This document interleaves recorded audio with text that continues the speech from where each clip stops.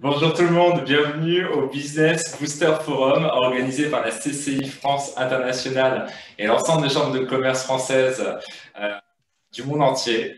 Je suis Hakim Slaim, CFO et Head of Corporate Services à la Chambre de commerce française et aujourd'hui nous allons parler du développement durable et plus particulièrement des opportunités de marché que représente le développement durable ici à Hong Kong. Pour parler de ce sujet, je suis très heureux d'accueillir nos trois intervenants aujourd'hui. Tout d'abord, Kessie Lam, Head of Bonjour. Aftercare chez Invest Hong Kong. Bonjour Kessie. Bonjour, Hakim. Nous avons aussi Nicolas Deklednikov, CEO et founder chez Purality. Bonjour Nicolas. Bonjour. Et nous avons en direct de France Guylain Hainaut, founder et CEO chez Upside-Bomb. Upside-Bomb, ouais. Voilà. Kessie, donc je commence. Kessie, je me tourne vers vous. Dans un contexte où on a besoin de modifier nos habitudes de consommation et de commercialisation, comment Hong Kong aujourd'hui relève ce défi du développement durable? D'accord. Alors, merci Hakim. Si je peux peut-être me tourner sur la présentation qui est en train de s'afficher sur vos écrans. Très bien. Oui, alors ce défi, c'est un défi qui concerne tout le monde, surtout ici à Hong Kong. Nous avons une population, un endroit qui est super urbanisé.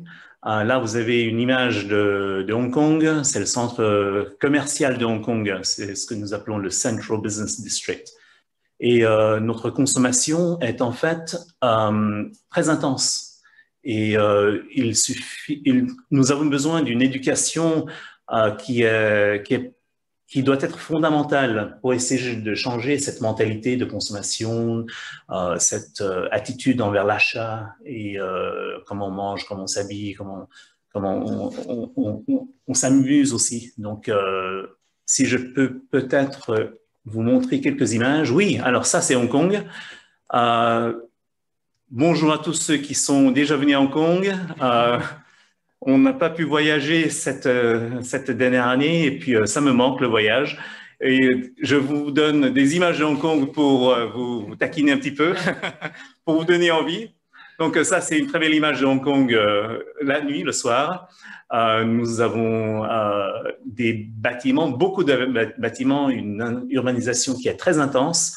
Nous avons, pour savoir, nous avons une superficie totale de 1100 km à peu près, 1100 km², dont 40% ou plus est consacré au parc, l'équivalent de vos parcs nationaux. Donc, c'est un espace vert qui est protégé par la loi et qui est très accessible à partir de la ville où nous habitons. Alors, on a une image ici typique en fait de Hong Kong, et vous pouvez me confirmer, très typique, c'est une ville qui ne s'arrête pas, pleine d'énergie, et nous avons quand même aussi un autre aspect, plus serein, un aspect culturel, un aspect qui nous donne un espace pour respirer, pour se ralentir et pour se reposer. Et nous avons aussi cet aspect, un aspect qu'on trouve parfois surprenant, quelque chose qui est peut-être pas toujours dans les images qu'on voit sur Hong Kong, mais ce sont les plages, c'est la campagne, c'est des endroits insolites où on peut y aller le week-end en bus ou en minibus, même si on n'a pas de voiture. En fait, 90% des gens à Hong Kong n'ont pas de voiture. Donc, 90% des gens à Hong Kong, en fait, prennent le transport public. Et ça fait partie aussi du développement que Hong Kong a témoigné. Donc, c'est un développement qui est très intense et qui a permis, en fait, à un développement des transports publics qui est super efficace et aussi économique. Donc, ça, c'est un aspect de Hong Kong que je crois que beaucoup de gens qui ne sont pas d'ici ne voient pas souvent dans leurs images de Hong Kong. Alors, tout ça pour dire, en fait, revenons au Hong Kong du business. Hein. Et pourquoi je dis ça? Parce qu'en fait, la durabilité du corporate, en fait, doit commencer par la durabilité économique, financière. La compagnie ici aujourd'hui doit faire la chose juste, non seulement pour aujourd'hui, mais pour la compagnie de demain et de l'année prochaine. Elle doit exister dans 12 mois, dans 2 ans, 5 ans, parce qu'elle doit exister pour des raisons économiques et sociales. Donc, pour vous dire, Hong Kong, nous faisons en fait Invest Hong Kong, nous faisons un sondage chaque année sur les compagnies qui viennent de l'extérieur, avec une compagnie mère qui est en dehors de Hong Kong. Et notre dernier sondage de l'année 2020 comptait plus de 9000 compagnies à Hong Kong qui viennent de l'étranger. Donc, c'est un mix qui est super intéressant pour nous, des gens qui sont venus, qui ont ajouté à la richesse de Hong Kong. Et c'est une partie de Hong Kong qui est vraiment unique, en fait, à notre tissu économique. Et vous comptez aussi plus de 1500 sièges régionaux ici à Hong Kong, parce que grâce à la localisation très centrale dans l'Asie, qui permet en fait à ces compagnies de bénéficier de cette ouverture et cette accessibilité. Nous comptons, en fait, je passe assez de temps dessus, donc vous pouvez faire des screen caps si vous voulez et copier. En fait, je vais aussi vous laisser mon QR code, donc vous pouvez aussi garder mon contact en fait vers la fin, et puis je peux vous donner toute cette information et plus encore par la suite. Donc, nous avons des facteurs favorables, par exemple la libre circulation des informations, la libre circulation de la marchandise, des personnes et aussi des fonds, donc de l'argent. Alors, les compagnies qui sont les majeures origines, les pays qui sont majeurs originaires de nos investisseurs, les 5 premiers comptent la Chine populaire, le Japon, les États-Unis, la Grande-Bretagne, parce que c'est historique aussi, et le Singapour.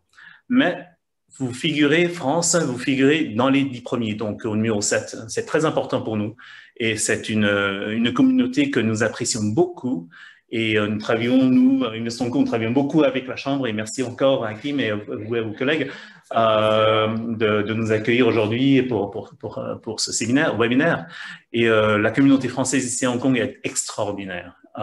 Aussi pour dire, j'ai oublié de mettre dans cette présentation, vous avez le French May, qui est une célébration de tout ce qui est beau, tout ce qui est joli dans votre culture, qui vient de votre pays, et je trouve ça absolument merveilleux.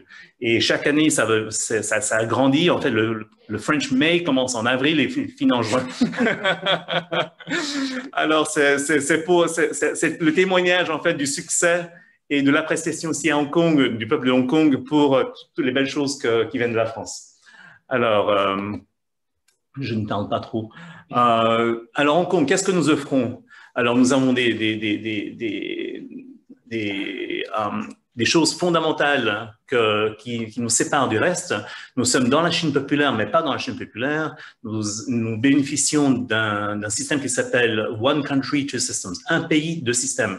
Donc, nous faisons partie de la Chine populaire, notre souverain est la Chine populaire, mais nous bénéficions d'un système qui est différent au leur. Donc, c'est un système qui nous permet d'établir nos propres lois. Nous avons un système financier qui est complètement indépendant. Nous avons un système judiciaire qui est complètement indépendant. Nous avons notre siège à nous sur l'Organisation mondiale du commerce, l'OMC.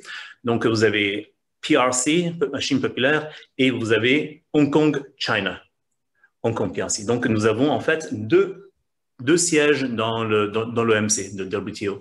Et c'est un système qui est très unique.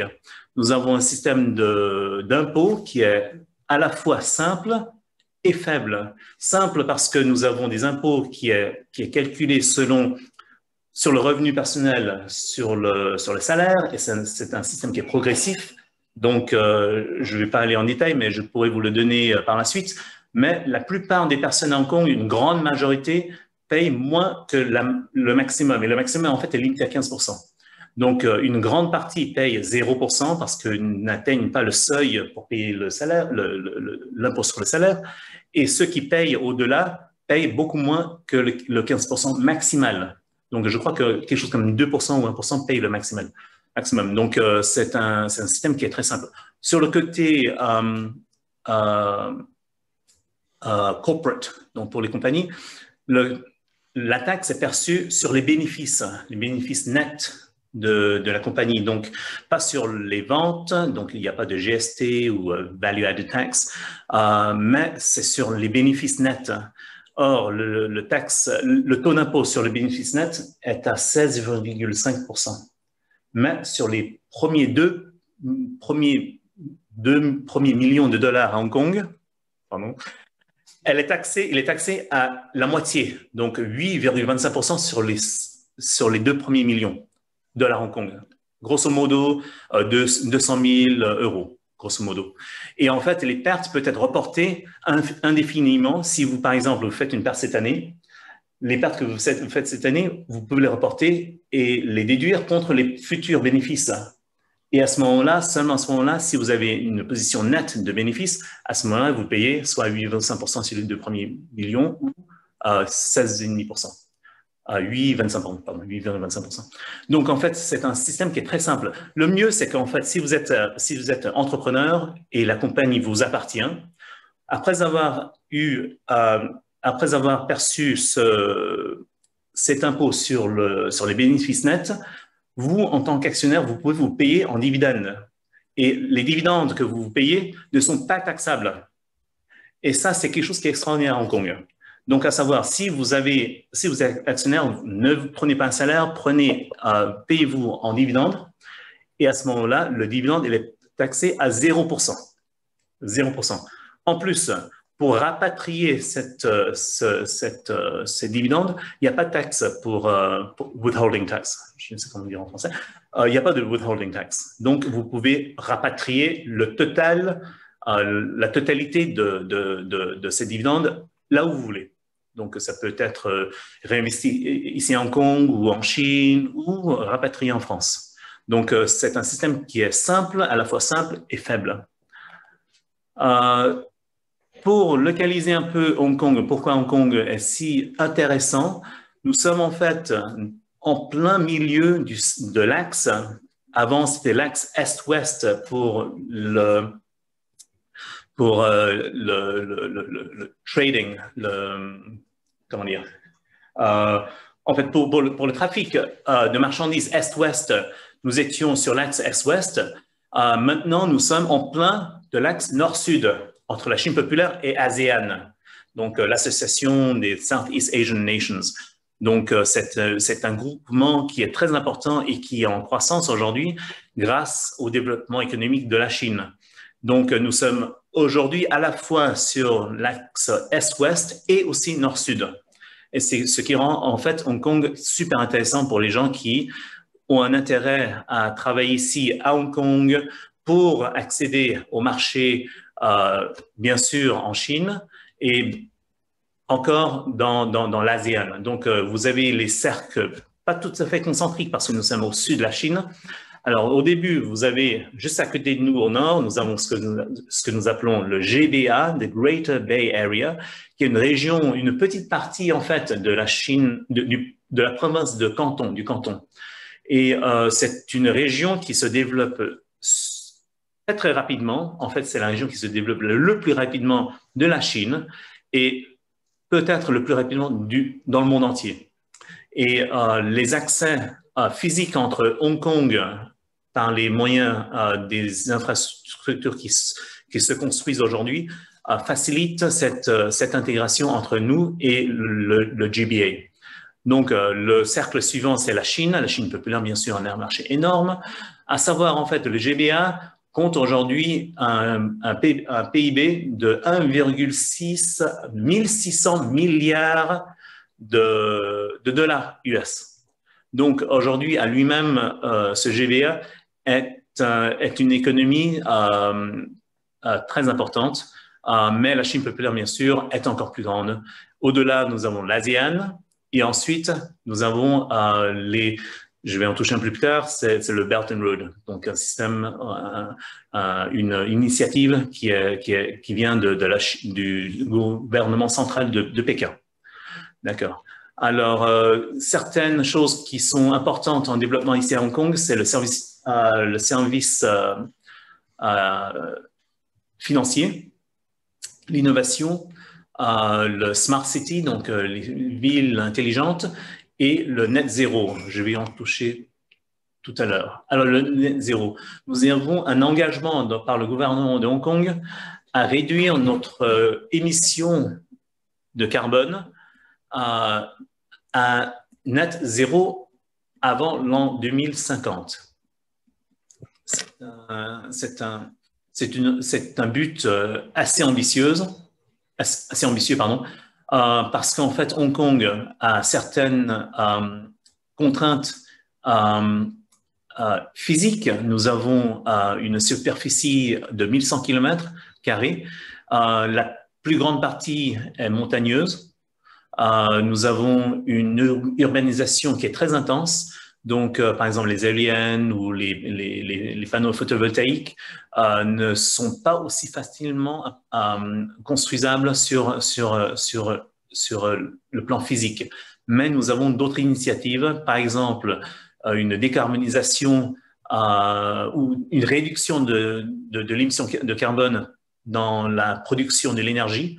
Aujourd'hui, nous avons un mix de charbon à 50%, de gaz naturel à 25% et du nucléaire à 25%. Et nous allons faire une réduction du charbon jusqu'à zéro et le remplacer avec un mix du nucléaire et du gaz naturel, ce qui va réduire d'une grande partie l'émission de carbone à Hong Kong. Nous avons la chance parce que la Chine populaire supporte fortement le développement de Hong Kong et la puissance nucléaire, en fait, se situe au-delà de la frontière de Hong Kong en Chine. Donc, à 50 000 km de Hong Kong, il y a des centrales nucléaires, en fait, qui utilisent la technologie française de EDF, en fait. Et c'est en partenariat avec EDF qu'ils ont construit ces centrales nucléaires et qui fournissent cette énergie, 25% aujourd'hui, sur Hong Kong. Et avant 2050, nous allons augmenter cette proportion. Je n'ai pas le temps de tout vous expliquer, mais il y a des tas de trucs que nous faisons aujourd'hui dans ce domaine. Alors, il y a décarbonisation, l'énergie renouvelable. L'énergie renouvelable, nous avons certaines initiatives, j'ai quelques images plus tard, mais c'est quelque chose qui nous échappe encore aujourd'hui un petit peu. L'économie de l'hydrogène aussi, pour le stockage et le transport de l'hydrogène, nous avons aujourd'hui des règles très très strictes pour le transport en fait de l'hydrogène parce que c'est quand même dangereux. Et à Hong Kong, nous avons beaucoup de tunnels et les camions en fait ne peuvent pas passer par les tunnels parce que il y a quand même un risque. Je passe assez vite.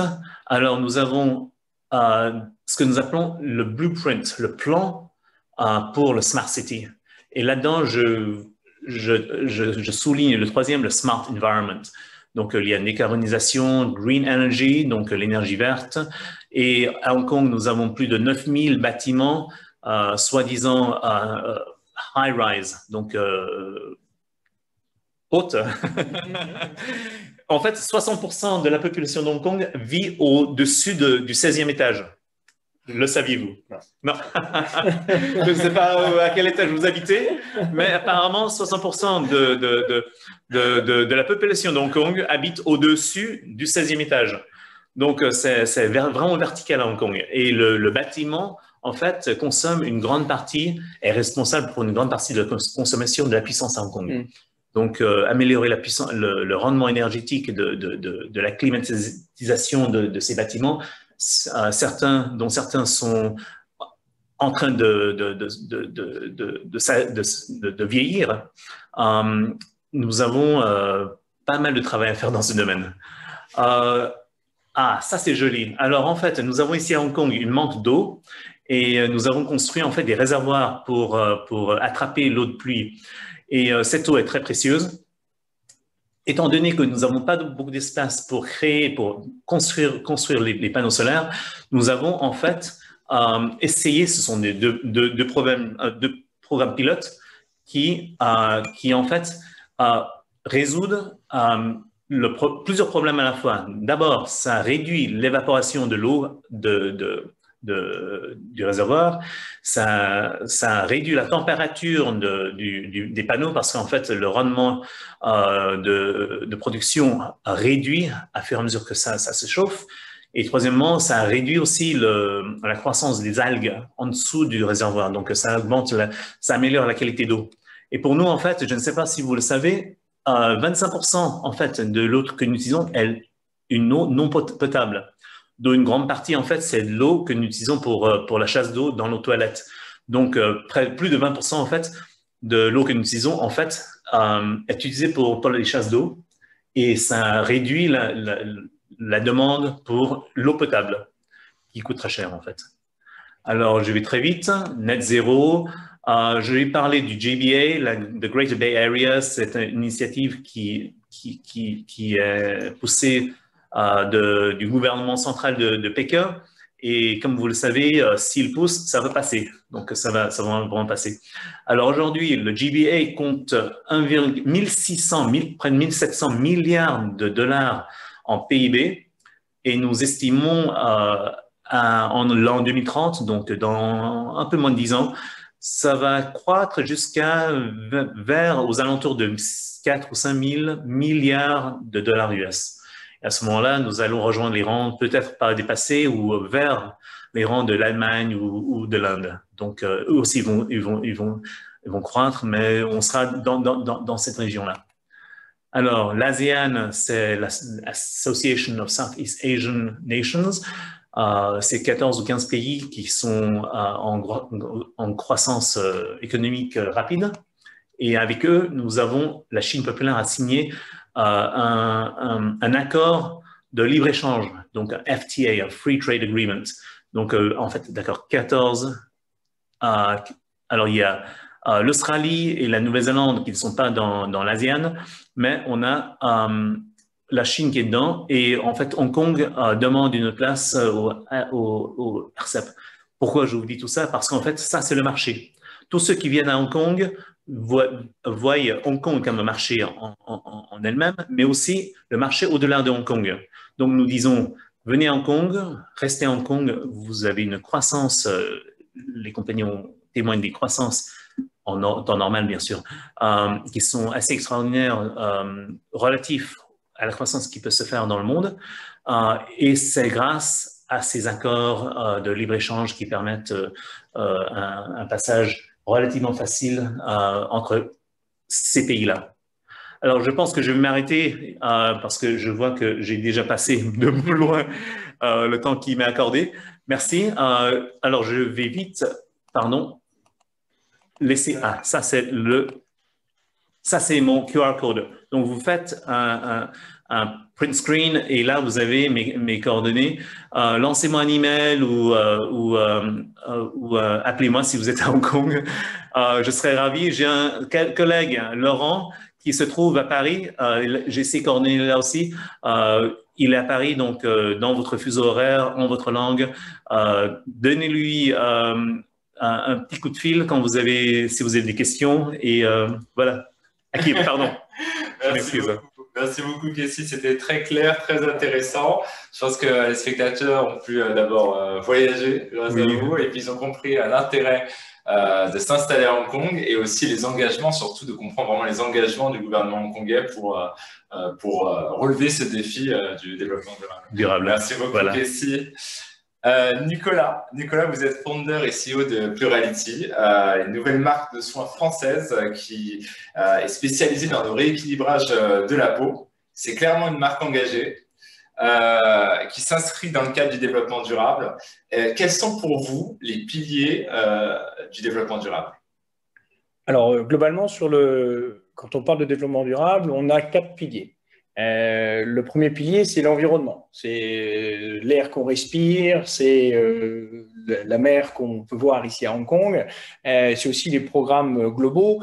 Et cet environnement-là nous donne un message qui est quand même un petit peu non sustainable. On sait qu'on a besoin de changer un peu notre façon de consommer. On sait que nos modes de vie jusqu'à présent sont amenés à évoluer le plus vite possible. Le deuxième pilier, c'est le gouvernement. qui agissent beaucoup sur cette notion de durabilité. Vous en avez cité, vous êtes, Kessie, vous êtes un exemple de ces gouvernements qui s'engagent. Oui. Bravo et merci pour ça, parce qu'on a aussi besoin de cette notion collective régulatoire pour nous pousser, nous aider à aller vers cet engagement durable. Le troisième acteur, c'est les industries, les entreprises. Et d'ailleurs, ces changements environnementaux ou gouvernementaux invitent les entreprises à se repenser. Ça leur offre des opportunités pour avoir plus de responsabilité sociale, avoir de nouveaux produits, de nouveaux engagements. Et ça, c'est aussi un environnement important puisque ça va après toucher le quatrième pilier qui sont nous les hommes, les femmes, les consommateurs. Et on change, heureusement, avec plus ou moins de rapidité en fonction des endroits, mais on est une partie intégrante de cette mission de durabilité. Et comment crée-t-on, comment développe-t-on une marque à travers ces 4 piliers? En fait, au départ, on part du client. Moi, je crée donc une marque de cosmétiques, de retail, de produits quotidiens.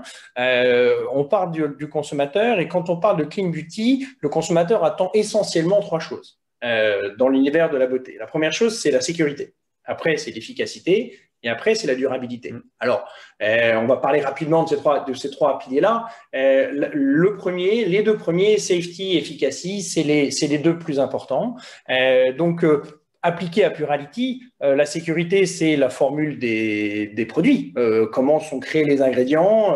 Et moi, j'ai 95% d'ingrédients naturels dans toutes les formules, entre 95 et 99%. Donc là, il y a vraiment une notion de safety qui est au cœur du produit que je propose. Pour l'efficacité, on a aujourd'hui, et depuis peu, la chance d'avoir ce qu'on appelle la Clean Biotech. La Clean Biotech, la chimie verte. En France, on dit la chimie verte. Et c'est important parce que c'est des nouvelles technologies qui nous permettent véritablement d'associer cette nécessité ou ce besoin d'efficacité du client avec la préservation de l'environnement et de la nature. Efficacité nature, ça a été pendant très longtemps, vous savez que l'industrie cosmétique, pendant 100 ans, a été une industrie chimique.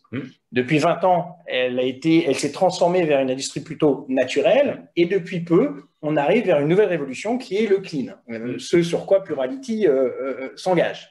Donc, cette clean biotech, on peut la définir comme ça.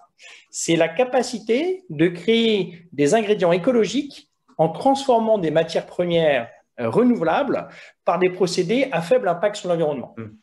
Donc, avec la Clean Biotech, on arrive en fait à créer des molécules aujourd'hui qui sont naturelles et qui arrivent à un degré d'efficacité absolument redoutable.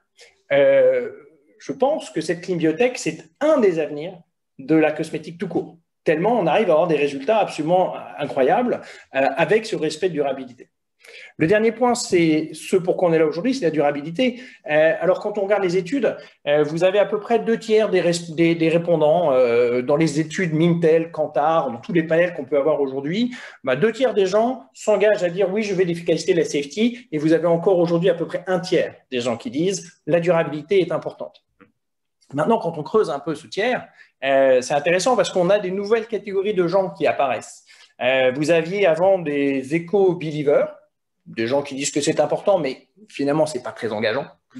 Vous avez après des éco-concerns. Là, on commence à se dire, tiens, peut-être pour ma nourriture, je vais faire attention à ce que je vais sélectionner, ce que je vais faire, surtout quand on est des enfants, on est encore plus concerné. Et après, vous avez des éco-actifs. Alors, les éco-actifs, c'est ceux qui sont les plus engagés vers la durabilité parce que pour eux, c'est un critère de choix. Et là, moi, je suis un exemple dans la cosmétique. Il y en a d'autres. Il y a Guilain après pour dans la fibre, dans les vêtements, etc. Mais c'est intéressant. On peut appliquer ça à l'automobile, on peut appliquer ça au voyage, on peut appliquer ça en fait dans pas mal de paramètres de nos vies quotidiennes. Merci. On comprend bien l'importance naissante de la durability. D'ailleurs, quels sont pour vous les enjeux majeurs de la clean beauty, dont on parle notamment des consommateurs chinois, notamment? L'enjeu majeur, le premier enjeu pour moi, c'est une prise de conscience. C'est une prise de conscience qu'aujourd'hui, il y a 2 prises de conscience. La première, c'est la nécessité de changer et de bouger, et non pas d'arrêter de consommer, mais de consommer mieux. Moi, j'aime beaucoup le less is more. Allons aux fondamentaux de ce qu'on peut faire. Purality, j'ai développé un produit. qui est en fait une essence lotion, qui est une essence de base. Et je pense que c'est le produit, si on en a un à choisir, je pense que c'est celui-là qu'il faut s'appliquer le matin et le soir afin de renourrir sa peau, de la protéger et qu'elle fasse véritablement le boulot qu'elle fait naturellement en fait. Donc il y a déjà cette première notion-là. Après ça, vous avez tout l'aspect éducatif qui est super important. On en parlait tout à l'heure, avoir cette prise de conscience qu'aujourd'hui, on a plein de moyens, en fait, nous-mêmes, je parle là du consommateur, nous-mêmes d'améliorer notre quotidien et celui des autres. Donc ça, c'est un programme de longue haleine, mais je pense que c'est super important. Le troisième enjeu sur cette durabilité, pour nous, les entreprises, c'est évidemment un enjeu économique. Vous l'avez dit tout à l'heure, moi, je crée une société, évidemment, que j'ai pour objectif de la développer. Ça veut dire quoi? Ça veut dire qu'il faut que je trouve une équation, un business model qui permet en fait de faire des choix dans mes ingrédients, dans mon pack, dans ma communication, dans toute la chaîne de valeur, en fait, qui soit en connexion avec mes valeurs et qui soit évidemment économiquement viable. Oui. La chance aujourd'hui, c'est que c'est possible. Heureusement. Mais c'est un choix quasi quotidien en fait, de manière très pragmatique. Vous avez tel ingrédient qui va vous coûter un tel prix, et puis vous avez celui qui est écologique, traçable, qui est manufacturé dans des manières de manière acceptable et qui ne va pas abîmer l'environnement à terme. Il va vous coûter parfois 20 ou 30% que l'ingrédient qui est à base de molécules chimiques et qui est disponible tout de suite. Je donne juste un exemple. Donc, en fait, c'est un commitment. Oui, c'est ça que je veux dire. Si vous avez ça au cœur de votre entreprise, et certains grands groupes, il n'y a pas que des startups, certains grands groupes ont ça maintenant au cœur de leur boîte, on peut faire changer les choses. Merci.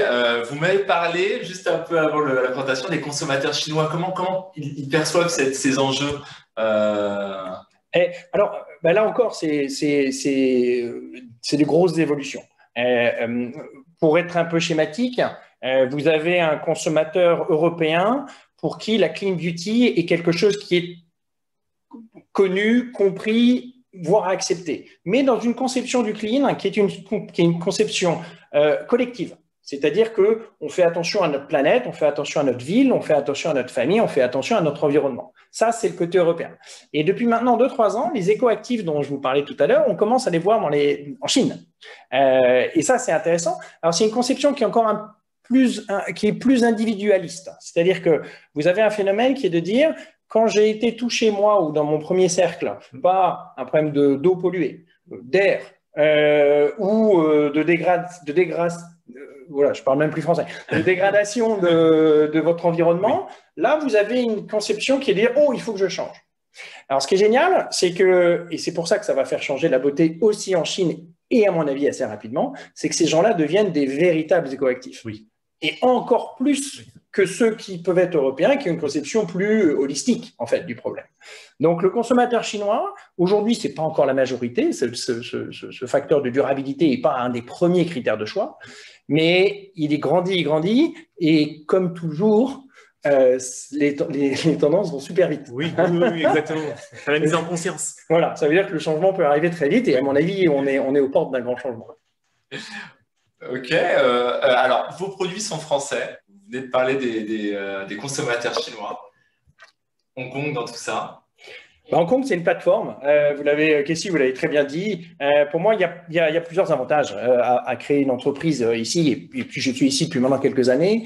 Vous avez parlé du côté administratif, fiscal, qui est une réalité.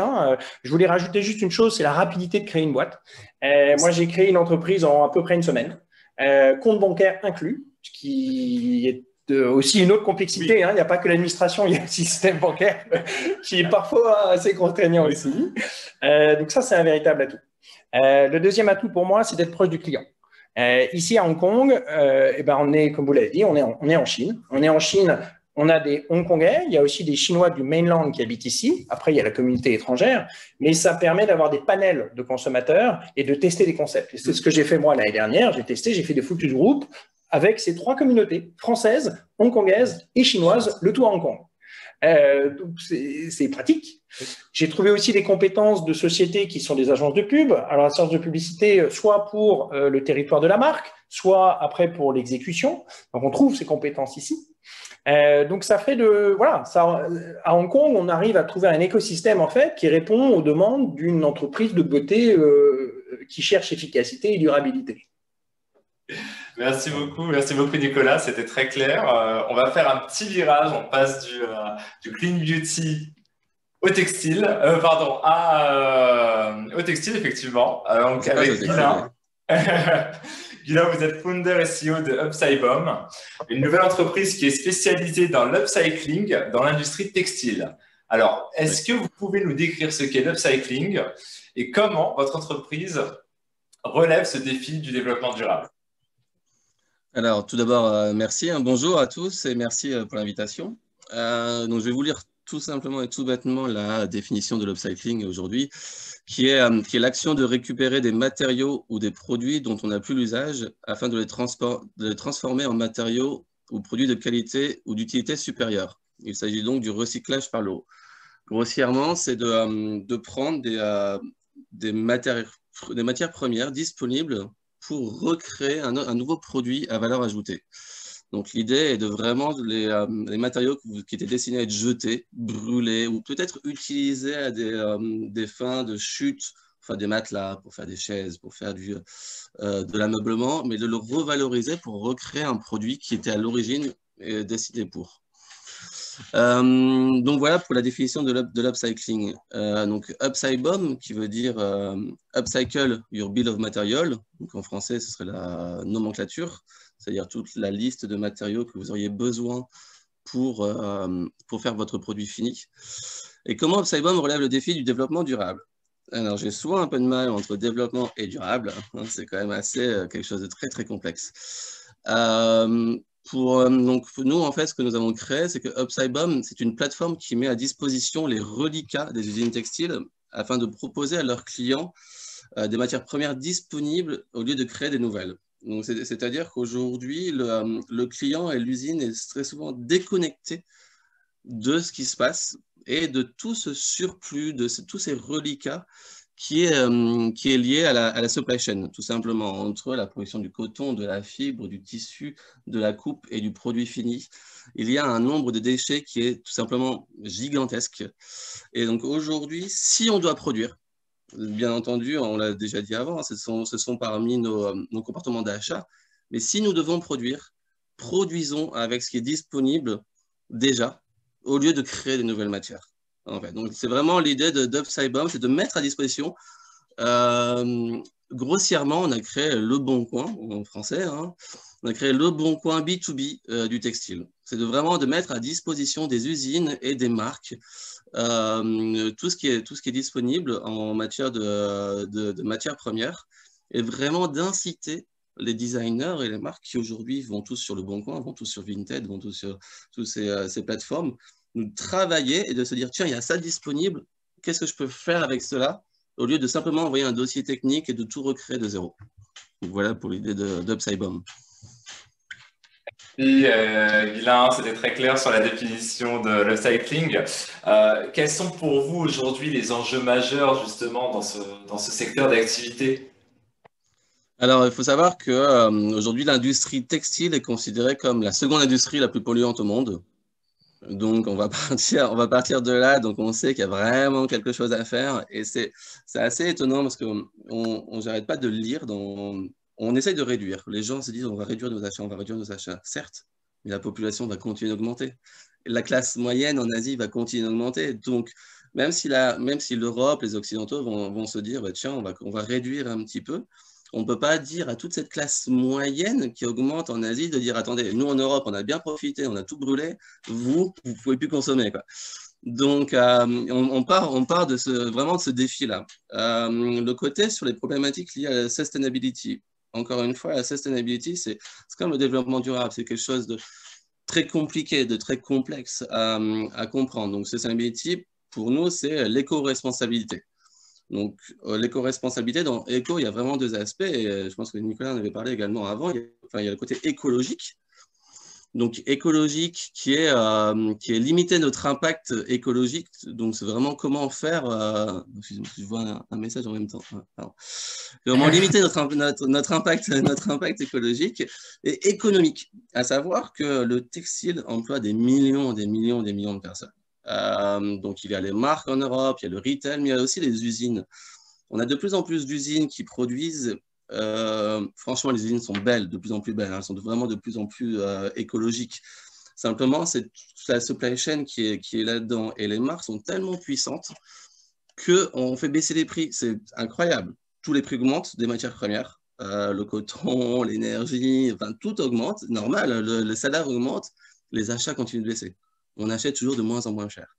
Donc, il y a vraiment aussi dans cet aspect sustainability, éco-responsabilité, penser au côté économique. Ce qui s'est passé avec la Covid, tout simplement, les marques ont arrêté d'acheter. Ils n'ont même plus pris ce qu'ils avaient commandé, ce qui était produit.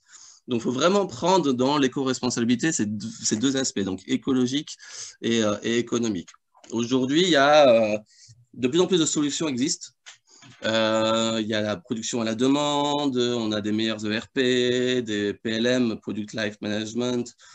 On peut faire des patronages en 3D pour éviter les envois et l'échange d'échantillons. On a aussi des nouvelles fibres, des fibres qui, en les chauffant, vont se dissoudre pour justement pouvoir démonter un jean. C'est Renewcell avec Hong Kong aussi, je pense qu'ils sont un incubateur de Hong Kong. Tout ça, c'est très bien. On a des nouvelles technologies qui vont arriver, on avance dans ce sens-là, mais encore une fois, aujourd'hui, il y a énormément de déchets, utilisons-les au lieu de... prenons par des choses simples, vraiment les choses simples. Hein. C'est disponible, ok, qu'est-ce que je peux en faire? Au lieu d'aller chercher toujours quelque chose de nouveau. Voilà l'idée de l'Upside Bomb et comment on peut essayer de régler ce petit problème. Merci Guilain. Nous venons juste de recevoir une question de Christophe. Qui nous demande, est-ce que les sources d'ingrédients sont certifiées, auditées? Qu'en est-il des quelques 2 ou 3% restants chimiques toxiques? Et sont-elles acceptables? En fait, je suis d'accord. Tout ça aujourd'hui, c'est assez complexe à pouvoir le tracer. À savoir que de plus en plus d'usines et de marques vont produire avec des matières les plus écologiques et répondant aux normes européennes. Donc, nous, on veut surtout, donc, ok, peut-être que ça ne vient pas d'une source responsable, et ça, on a un peu de mal à le tracer, mais cependant, c'est là. Donc, que devons-nous en faire? Devons-nous le brûler? Non. Donc, en fait, on part de ce sujet-là, c'est que, ok, peut-être que ça a été produit d'une façon pas très claire, que les fermiers n'ont pas été bien payés, mais là, c'est disponible. J'ai 1 tonne de tissu qui est disponible. Que fais-je? Est-ce que je l'utilise et je recrée un produit avec ça? Ou est-ce que je vais le brûler? Non, on va le créer, sachant que, ok, peut-être on ne sait pas. À savoir qu'il faut faire attention, on ne veut pas que Psybomb crée... c'est bon, on a une solution, on a Psybomb derrière, on peut continuer de faire du déchet, on aura une solution derrière. Nous, on veut, quelque part, dans la durabilité, on veut juste répondre à une problématique aujourd'hui. Ce sont les tonnes, des tonnes de matières premières. On parle de produits finis en tonnes qui restent en Europe, mais pensez à juste le double est dans les usines en Chine, au Bangladesh, en Inde.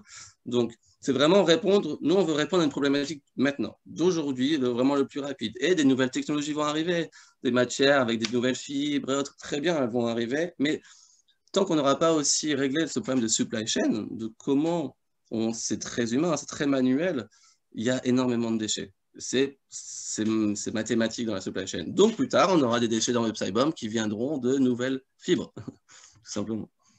Merci Guilain. Je pense que cette question peut aussi se poser à votre secteur d'activité, Nicolas. Oui, alors, c'est vrai que j'ai dit 95, 97, 18, 99% d'agrédits naturels. Pourquoi pas 100%? C'est pas que c'est impossible à faire, mais c'est que le 100%, on est dans l'organique. Et dans l'organique ne dure pas. Ça, c'est une première réponse. La deuxième chose, c'est que la nature n'est pas toujours sympa avec elle-même. On a l'impression qu'on veut du 100% naturel et que tout va aller. Mais en fait, la réalité n'est pas comme ça. D'ailleurs, à l'intérieur du corps humain, il y a d'autres exemples qui font que parfois, on n'a pas une adéquation, un équilibre parfait. Donc, du coup, j'ai pas voulu ou j'ai pas pu faire de l'organique. C'est un autre métier. C'est une autre. Donc, c'est vrai que les formules que je propose, c'est des formules dans lesquelles on peut évidemment que ce sont des formules safe. Évidemment que ce ne sont pas des formules toxiques. Je dis évidemment parce que pour moi, c'est maintenant, ça devrait être partout le cas en fait. Donc, ça n'est pas malheureusement, mais ça devrait l'être.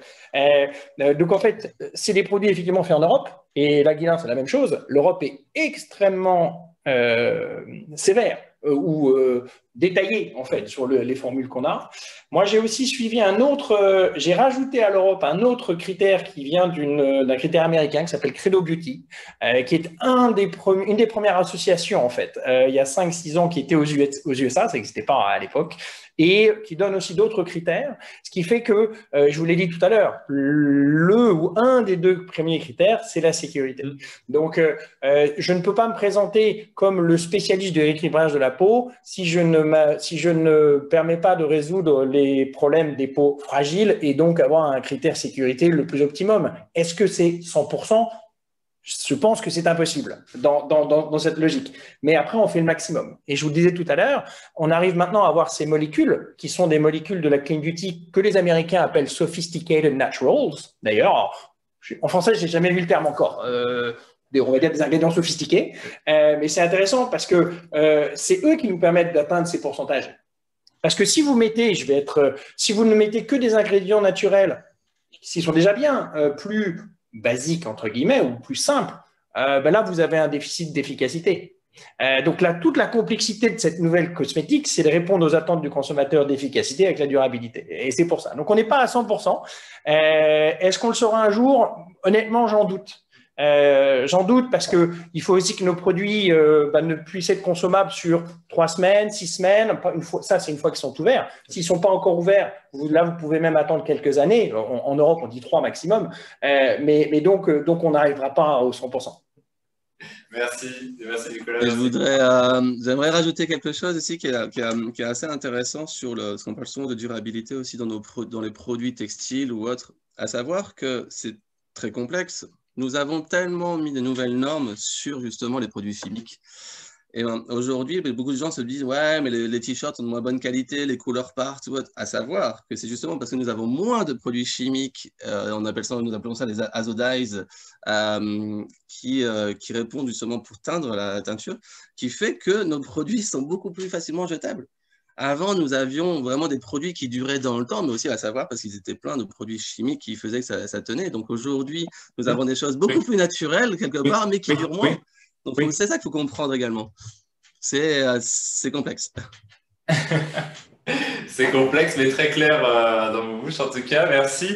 Guilin, vous êtes en France aujourd'hui. Vous habitez au Bangladesh. Pourtant, vous avez créé et développé votre société à Hong Kong. Vous pouvez nous expliquer pourquoi? Tout simplement parce que Hong Kong, c'est un peu ma deuxième ville, deuxième pays. Je suis arrivé à Hong Kong en 2007.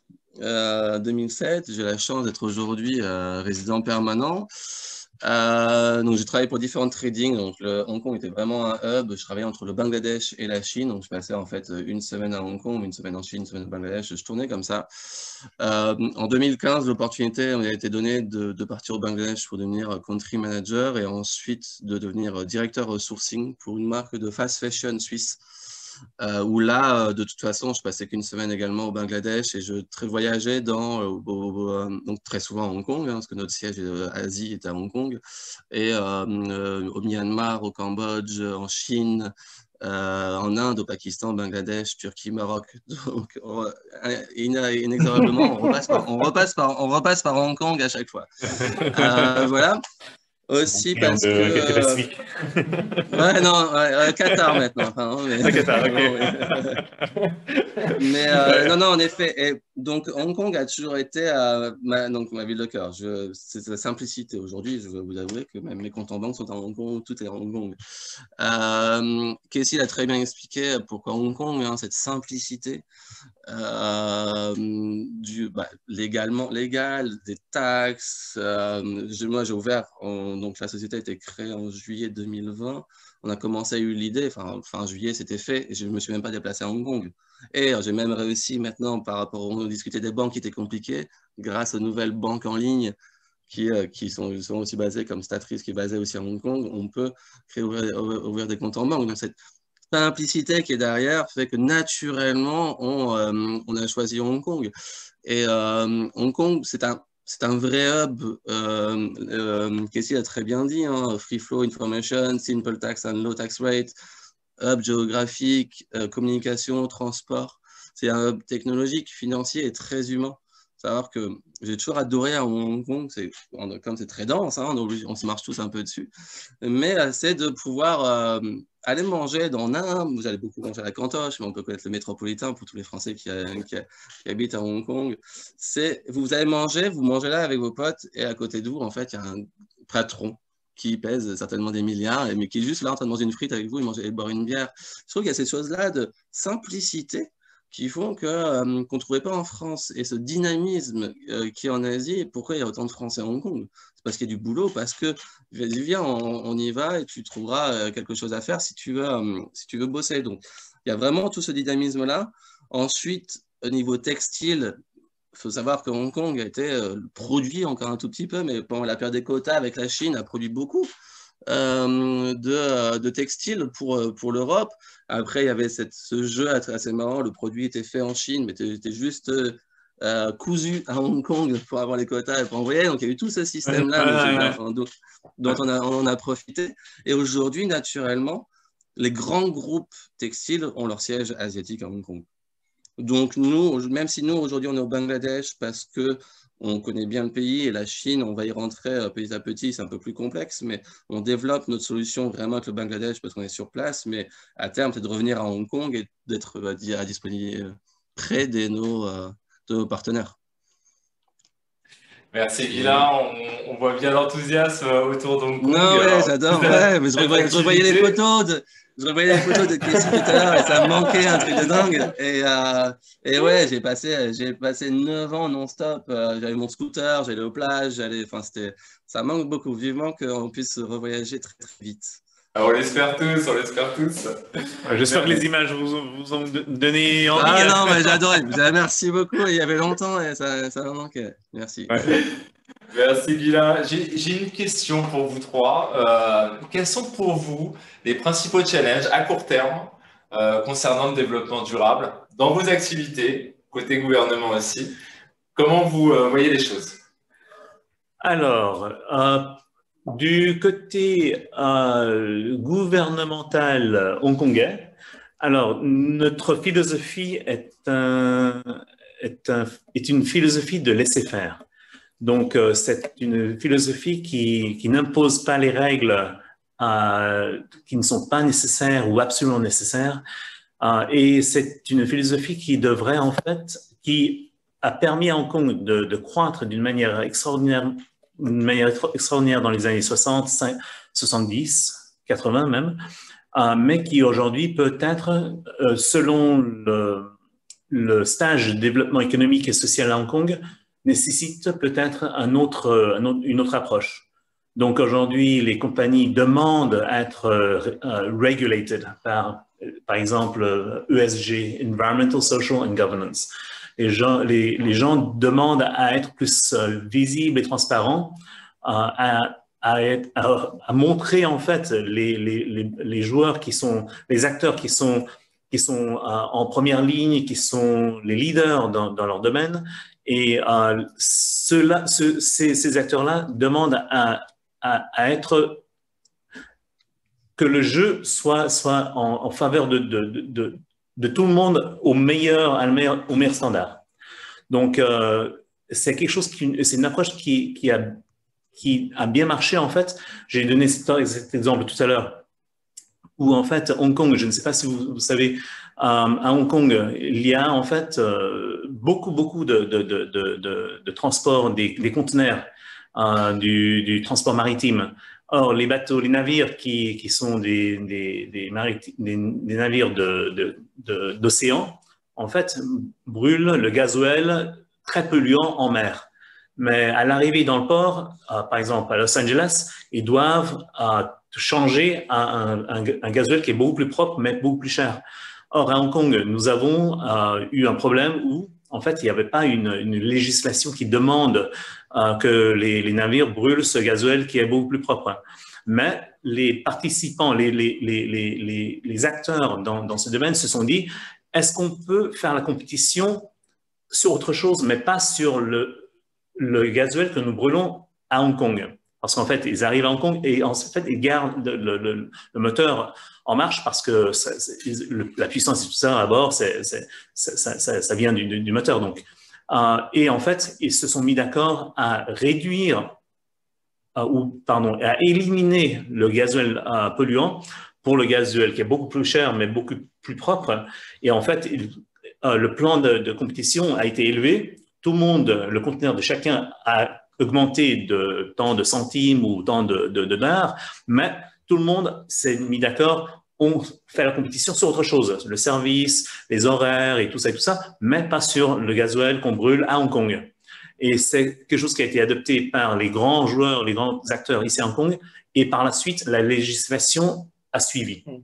Et c'est un exemple que je donne toujours, qui en fait, c'est un peu la manière dont marche Hong Kong. On n'est pas toujours ici à pousser les gens à faire la bonne chose, mais les gens sont libres de faire le mieux pour l'environnement et les clients.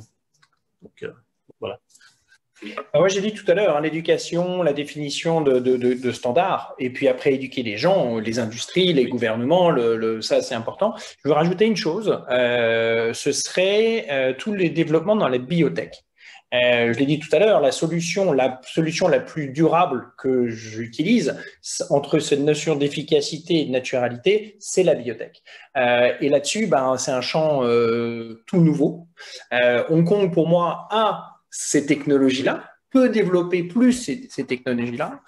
Vous savez, alors on n'en a pas parlé, mais moi j'agis au niveau du microbiome. Donc là aussi, c'est aussi quelque chose de complètement nouveau, le microbiome cutané. Donc on est au début de découvertes fondamentales. Et je pense que tout investissement, toute recherche fondamentale dans ce domaine-là peut amener énormément de progrès sur la durabilité. Et là ouais, non, moi j'aimerais rajouter, je suis d'accord avec Nicolas sur le côté éducation. Éducation, communication et transparence, en fait. Il faut, dans le côté d'éducation, il faut que faut que tout le monde soit transparent. C'est extrêmement complexe. Même aujourd'hui, quand on parle de sustainability green, on ne sait pas vraiment ce que ça veut dire. Il faut que ce soit transparent pour que les gens comprennent ce qu'ils consomment. Il faut vraiment que ce soit, OK, vous consommez ça et petit à petit, je pense qu'au Japon, ils sont assez bons là-dessus. C'est dans l'éducation, c'est voilà, on va leur montrer de comprendre justement l'impact que font leurs choix. Et petit à petit, ça va venir en fait. C'est que imposer des choses, c'est toujours compliqué, ça marche jamais quand on va au conflit. Donc c'est dans l'éducation et cette communication et la transparence que naturellement, les choses vont se faire dans le bon sens. Voilà. Et je pense que Hong Kong et la Chine peuvent accéléré. Ça fait un an que je ne suis pas mis à Hong Kong, donc je ne sais pas ce qui s'est passé, mais je pense que tout le monde était busy avec le Covid. mais c'est vraiment ce côté de communication, de transparence, où aujourd'hui, on le voit en Europe, en tout cas, où on est rabâché quand même toute la journée sur la sustainability et autres, même s'il y a beaucoup de greenwashing, ça, il faut l'avouer. Mais c'est pour ça que la transparence, où voilà, l'énergie, Hong Kong peut expliquer que l'énergie, voilà, il y a autant qui vient du charbon, il y en a autant qui vient de green, et voilà, et voir les choses évoluer pour que les gens comprennent vraiment dans cette transparence. Merci beaucoup, Guillaume. Donc, on comprend bien éducation, transparence, communication, les 3 points clés des enjeux. Ouais. Merci beaucoup, merci beaucoup. Le séminaire touche à sa fin. Je voudrais remercier infiniment nos 3 intervenants du jour. Merci Cassie, merci Nicolas, merci Guilain. Merci à vous. Je voudrais vous remercier aussi d'avoir assisté à ce webinaire et vous souhaitant une agréable journée. Merci beaucoup. Merci beaucoup, au revoir.